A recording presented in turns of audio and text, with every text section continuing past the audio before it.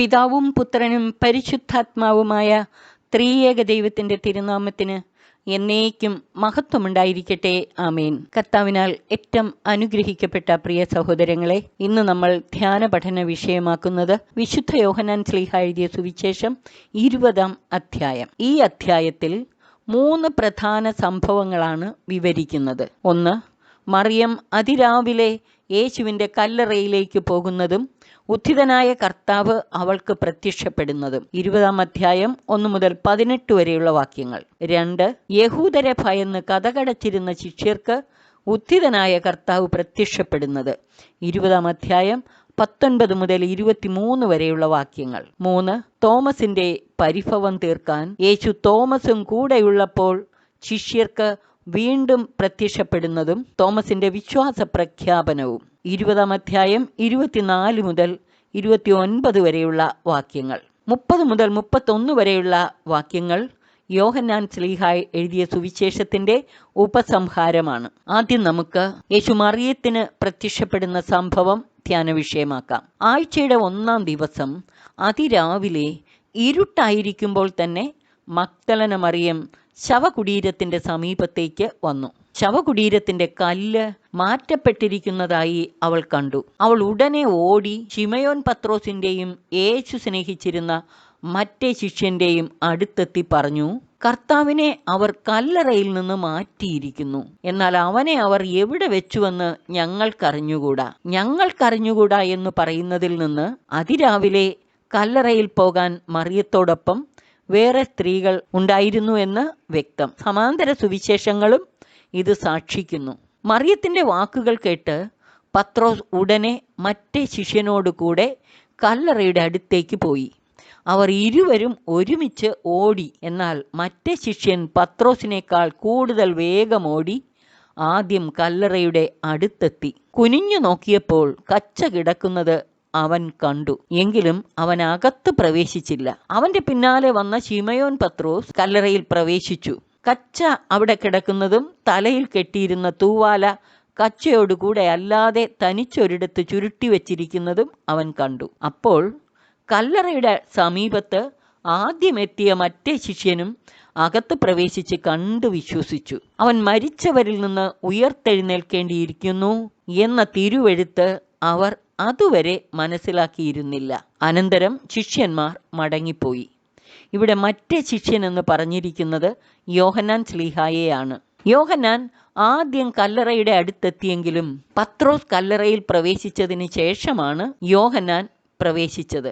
ഇത് പത്രോസിന് സഭയിലുള്ള പ്രഥമ സ്ഥാനത്തെയും പത്രോസിനോടുള്ള യോഹന്നാന്റെ വിധേയത്വത്തെയും സൂചിപ്പിക്കുന്നു. യോഹന്നാന്റെ ഈ പ്രവൃത്തി നമുക്കും വലിയൊരു മാതൃകയാണ്. പത്രോസും യോഹന്നാനും മടങ്ങിപ്പോയി. പക്ഷെ മറിയം കല്ലറയ്ക്ക് വെളിയിൽ കരഞ്ഞുകൊണ്ട് നിന്നു. അവൾ കരഞ്ഞുകൊണ്ടിരിക്കുമ്പോൾ കുനിഞ്ഞ് കല്ലറയിലേക്ക് നോക്കി. വെള്ളവസ്ത്രം ധരിച്ച 2 ദൂതന്മാർ യേശുവിൻ്റെ ശരീരം വെച്ചിരുന്നിടത്ത് ഒരുവൻ തലയ്ക്കലും ഇതരൻ കാൽക്കലുമായി ഇരിക്കുന്നത് അവൾ കണ്ടു.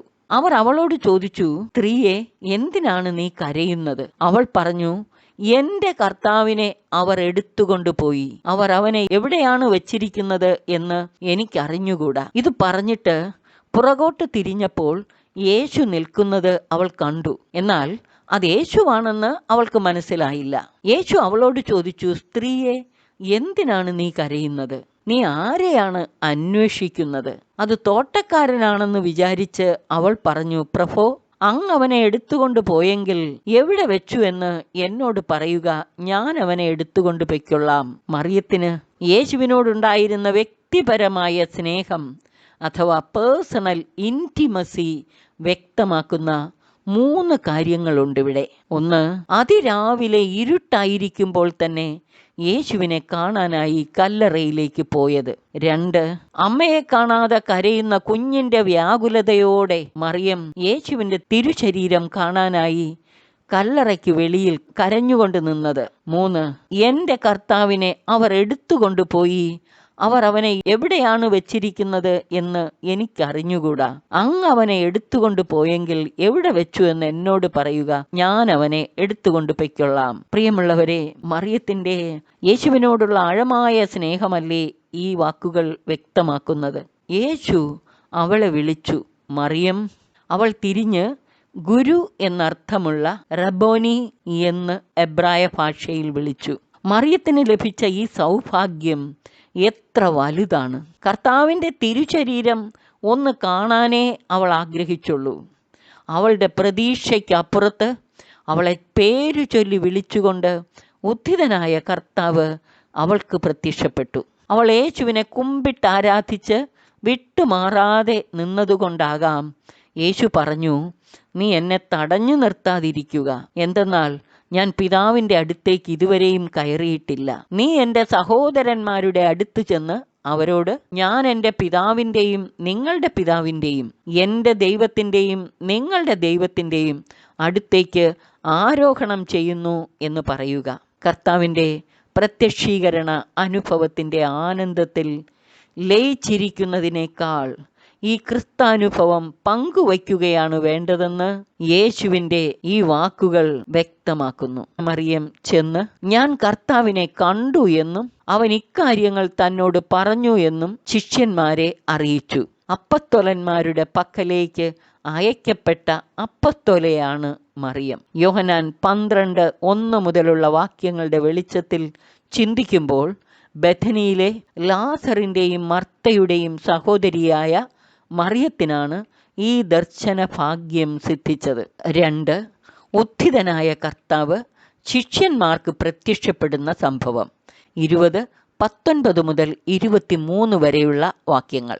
ആഴ്ചയുടെ ആദ്യ ദിവസമായ അന്ന് വൈകിട്ട് ശിഷ്യന്മാർ യഹൂദരെ ഭയന്ന് കതകടച്ചിരിക്കെ യേശു വന്ന് അവരുടെ മധ്യേ നിന്ന് അവരോട് പറഞ്ഞു, നിങ്ങൾക്ക് സമാധാനം. ഇപ്രകാരം പറഞ്ഞുകൊണ്ട് അവൻ തൻ്റെ കൈകളും പാർശ്വവും അവരെ കാണിച്ചു. കർത്താവിനെ കണ്ട് ശിഷ്യന്മാർ സന്തോഷിച്ചു. യേശു വീണ്ടും അവരോട് പറഞ്ഞു, നിങ്ങൾക്ക് സമാധാനം. ഉത്ഥിതനായ കർത്താവ് തൻ്റെ ശിഷ്യർക്കു നൽകിയ വലിയ അനുഗ്രഹങ്ങളാണ് ദർശന സൗഭാഗ്യവും സമാധാനവും ആനന്ദവും.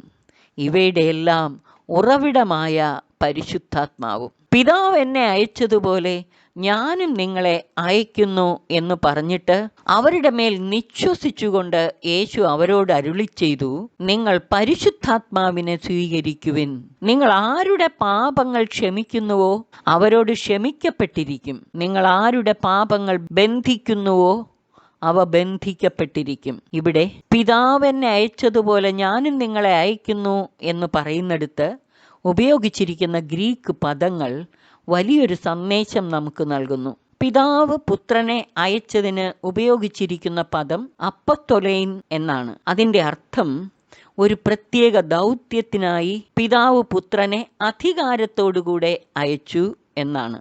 എന്നാൽ ശിഷ്യരെ യേശു അയക്കുന്നതിന് ഉപയോഗിച്ചിരിക്കുന്ന പദം പെമ്പെയിൻ എന്നാണ്. അതിൻ്റെ അർത്ഥം പുത്രനെ ഭരമേൽപ്പിച്ച ദൗത്യം നിറവേറ്റുന്നതിനായി പുത്രൻ അയക്കുന്നു. പ്രത്യേക അധികാരമൊന്നും നൽകുന്നില്ല. എന്നാൽ പുത്രൻ എപ്പോഴും താൻ അയക്കുന്നവരോട് കൂടെ ഉണ്ടായിരിക്കും. യുഗാന്തം വരെ എന്നും ഞാൻ നിങ്ങളോടുകൂടെ ഉണ്ടായിരിക്കുമെന്ന് വിശുദ്ധ മത്തായി 28:20 പറയുന്നത് പോലെ അയക്കപ്പെടുന്ന ശിഷ്യർ തങ്ങളെ അയക്കുന്ന പുത്രൻ തമ്പുരാനിൽ ആശ്രയിച്ച് പിതാവ് പുത്രനെ ഭരമേൽപ്പിച്ച പ്രത്യേക ദൗത്യം നിറവേറ്റുവാനായി അവന് ശുശ്രൂഷ ചെയ്യണം, യേശുവിന് ശുശ്രൂഷ ചെയ്യണം. ഇതാണ് ശിഷ്യരുടെ ധർമ്മം. ഈ ധർമ്മം നിറവേറ്റുവാൻ അവർ യേശു നൽകുന്ന സഹായകനായ പരിശുദ്ധാത്മാവിനെ സ്വീകരിക്കണം. നിങ്ങൾ ആരുടെ പാപങ്ങൾ ക്ഷമിക്കുന്നുവോ അവരോട് ക്ഷമിക്കപ്പെട്ടിരിക്കും. നിങ്ങൾ ആരുടെ പാപങ്ങൾ ബന്ധിക്കുന്നുവോ അവ ബന്ധിക്കപ്പെട്ടിരിക്കും എന്ന 23 വാക്യത്തിൻ്റെ അർത്ഥമെന്താണ്? ഇത് യേശു തൻ്റെ അപ്പസ്തോലന്മാർക്ക് നൽകിയ പാപമോചനാധികാരമാണെന്ന് പറയാറുണ്ട്. പക്ഷേ യഥാർത്ഥത്തിൽ യോഹന്നാൻ ശ്ലീഹായുടെ സുവിശേഷത്തിൽ ഇത് യേശുവിൻ്റെ 12 അപ്പസ്തോലന്മാർക്ക് മാത്രം നൽകിയ പ്രത്യേക അധികാരമല്ല.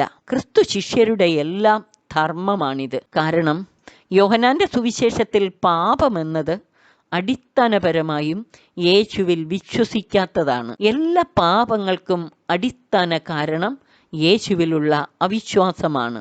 അങ്ങനെയാണെങ്കിൽ പാപം മോചിപ്പിക്കുവാൻ ക്രിസ്തു ശിഷ്യർ ചെയ്യേണ്ടത് മറ്റുള്ളവരെ യേശുവിലുള്ള വിശ്വാസത്തിലേക്ക് നയിക്കുകയാണ്. ഇത് ക്രിസ്തു ശിഷ്യരുടെ എല്ലാം ധർമ്മമാണ്, 12 അപ്പസ്തോലന്മാരുടെ മാത്രമല്ല.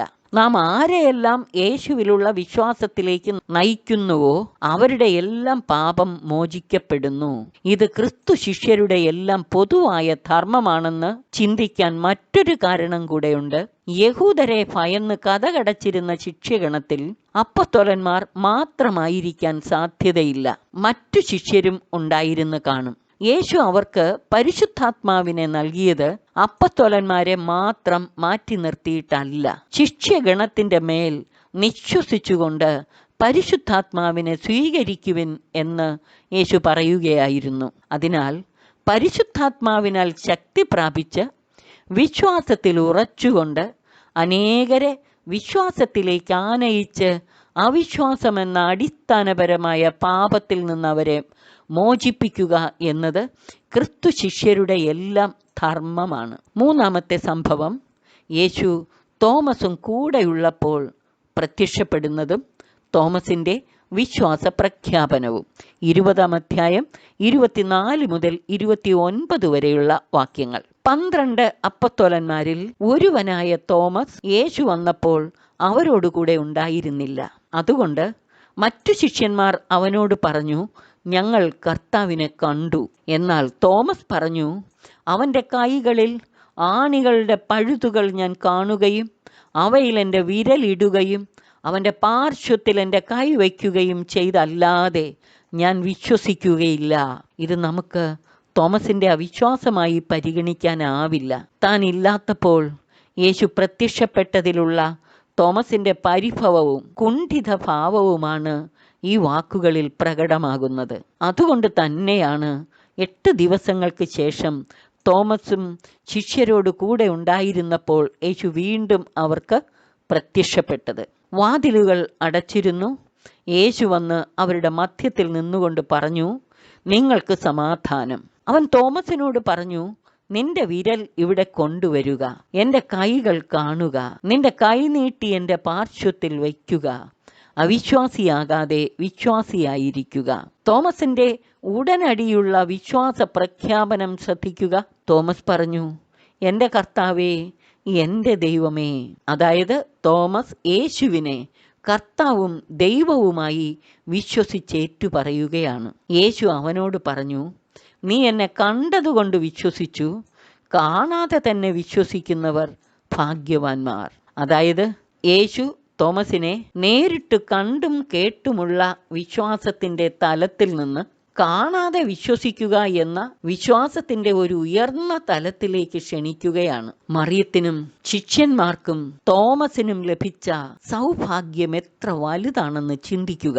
യേശുവിൻ്റെ തിരുശരീരം ഒന്ന് കാണാൻ ആഗ്രഹിച്ച മറിയത്തിനും ഉത്ഥിതനായ കർത്താവിൻ്റെ പ്രത്യക്ഷീകരണം നേരിട്ട് കാണാൻ ആഗ്രഹിച്ച തോമസിനും അവിടുന്ന് ദർശന സൗഭാഗ്യം നൽകി. യഹൂദരെ ഭയന്ന് കതകടച്ചിരുന്ന ശിഷ്യരെ ഉത്ഥിതനായ കർത്താവ് സന്ദർശിച്ച് അവർക്ക് ആശ്വാസവും ആനന്ദവും പരിശുദ്ധാത്മ ബലവും ദൗത്യബോധവും നൽകി അവരെ ശക്തീകരിച്ചു. ഇതോടൊപ്പം 21-ാം അധ്യായത്തിൽ യേശു തിബേരിയാസ് കടൽ തീരത്ത് വെച്ച് ശിഷ്യർക്ക് പ്രത്യക്ഷപ്പെട്ടതും എമ്മാവൂസിലേക്ക് പോയ ശിഷ്യന്മാർക്ക് പ്രത്യക്ഷപ്പെട്ടതും കൂടെ ചേർത്ത് ധ്യാനിക്കുക. യോഹന്നാൻ എഴുതിയ സുവിശേഷത്തിന്റെ ഉപസംഹാരമാണ് 20-ാം അധ്യായം 30-31 വാക്യങ്ങൾ. ഈ ഗ്രന്ഥത്തിൽ എഴുതപ്പെടാത്ത മറ്റനേകം അടയാളങ്ങളും യേശു ശിഷ്യരുടെ സാന്നിധ്യത്തിൽ പ്രവർത്തിച്ചു. എന്നാൽ ഇവ തന്നെയും എഴുതപ്പെട്ടിരിക്കുന്നത് യേശു ദൈവപുത്രനായ ക്രിസ്തുവാണെന്ന് നിങ്ങൾ വിശ്വസിക്കുന്നതിനും അങ്ങനെ വിശ്വസിക്കുക നിമിത്തം നിങ്ങൾക്ക് അവൻ്റെ നാമത്തിൽ ജീവൻ ഉണ്ടാകുന്നതിനും വേണ്ടിയാണ്. ഇവിടെ യേശു ദൈവപുത്രനായ ക്രിസ്തുവാണെന്ന് നിങ്ങൾ വിശ്വസിക്കുന്നതിന് എന്ന് പറയുന്ന ആദ്യ ഭാഗത്ത് വിശ്വസിക്കുക എന്നതിന് ഉപയോഗിച്ചിരിക്കുന്ന ഗ്രീക്ക് പദത്തിന് വിശ്വാസത്തിലേക്ക് കടന്നു വരിക എന്ന അർത്ഥമാണുള്ളത്.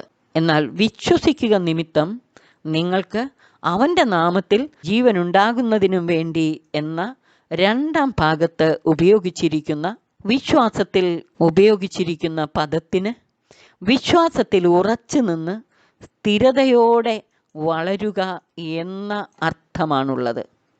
അതായത് ഈ സുവിശേഷത്തിൽ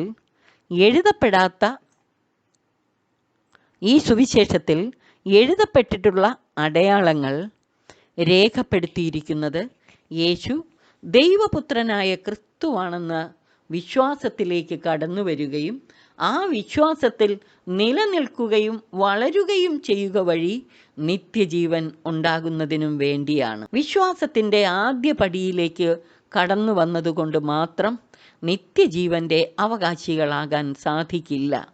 വിശ്വാസത്തിൽ വളർന്ന് സ്ഥിരതയോടെ നിലനിൽക്കുന്നവർക്കാണ് നിത്യജീവന്റെ അനുഭവത്തിലേക്ക് വളരാൻ സഹായിക്കുന്നത്. 20-ാം അധ്യായത്തിൽ പറഞ്ഞിരിക്കുന്ന ഈ 20-ാം അധ്യായത്തിലൂടെ നമുക്ക് നൽകുന്ന 20-ാം അധ്യായത്തിൽ പറഞ്ഞിട്ടുള്ള ഈ പ്രധാന ചിന്തകൾ ഹൃദയത്തിൽ സംഗ്രഹിച്ച് നമുക്ക് നിരന്തരം ധ്യാനിച്ച് യേശു അനുഭവത്തിലേക്കും ഉത്ഥിതനായ കർത്താവിൻ്റെ പ്രത്യക്ഷീകരണ അനുഭവത്തിലേക്കും വളരാം. സർവശക്തൻ അതിനായി നമ്മെ സഹായിക്കട്ടെ. പിതാവിനും പുത്രനും പരിശുദ്ധാത്മാവിനും സ്തുതി, ആദിമുതൽ എന്നേക്കും ആമേൻ.